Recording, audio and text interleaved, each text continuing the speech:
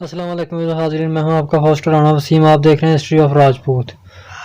तो व्यूज़, आज की हमारी वीडियो टॉपिक है मुस्लिम कच्छ खत्री बरादरी की निखों की वजह तस्मिया।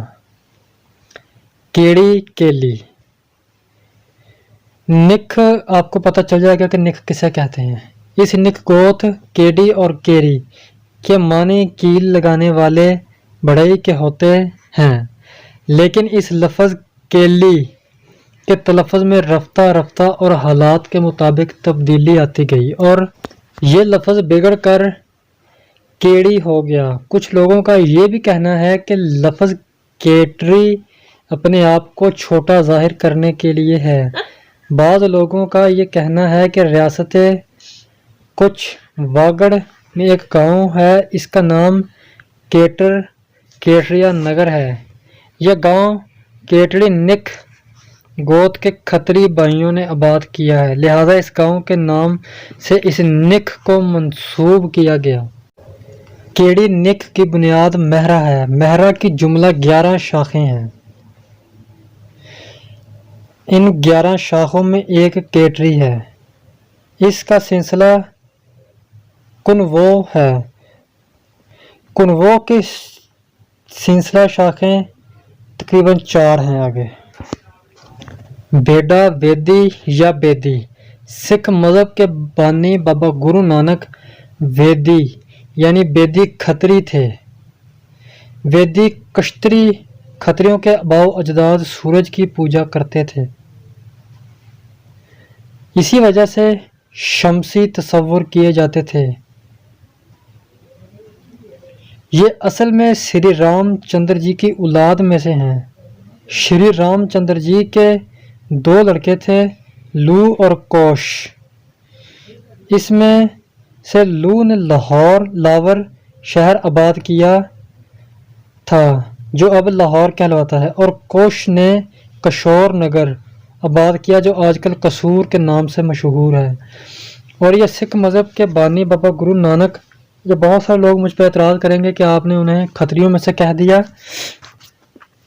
तो मेरे पास इस किताब का हवाला है जिसमें से मैंने ये वीडियो रिकॉर्ड करवाई है। कोश की औलाद में राजा काल केतु और लू की औलाद में राजा काल राय थे, जो अपने दौर के बहुत मशहूर हुए हैं। अपने दौर में इन दोनों राजाओं में ख़ानदानी नाइत्तेफाकी की वजह से झगड़े और फसाद बरपा हुए, यहाँ तक कि आपस में जंग भी हुई। इसमें राजा काल राय को शिकस्त हुई और वो सोनी डाहा चला गया। वहाँ के बादशाह ने उससे अपनी लड़की की शादी कर दी। उसके यहाँ लड़का पैदा हुआ जिसका नाम सोडी राय रखा गया।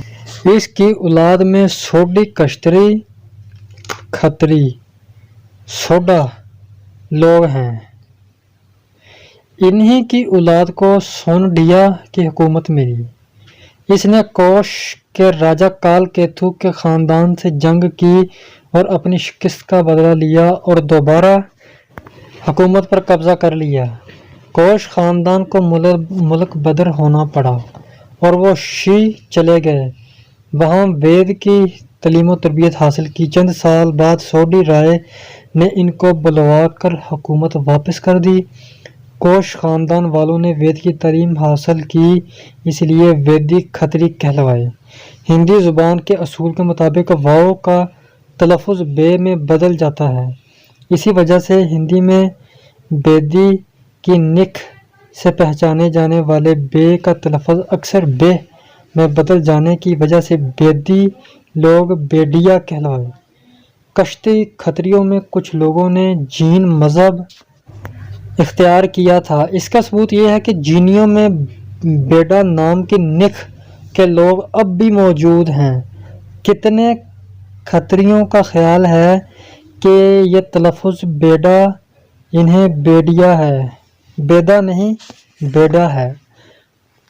मुंडा बेडिया और सेंगड़िया बेडा असल में एक ही नित गोत है जो बेडा के नाम से मशहूर है, लेकिन बाद में बेडा को 2 हिस्सों में तकसीम किया गया। एक मुंडा बेडा मुंडा बेडा के मानी सिंग के होते हैं। सिंगड़िया बेडा जिसका मतलब है सींग वाले। इस तरह ये निक दो हिस्सों में तकसीम हो गई। इस बेडिया की बुनियाद लूहोरे है। लूहोरे की जुमला शाखें 12 हैं जिनमें एक बेडा भी है। तो व्यूअर्स, जिनकी ग्रोथ है उनके लिए तो इसमें इंफॉर्मेशन है, दूसरे लोग तो शायद इस वीडियो को देख के एंजॉय करें या हंसें। तो खैर, ये थी मेरी आज की वीडियो। अगली वीडियो तक इजाज़त दें। अस्सलाम वालेकुम रहमतुल्लाह।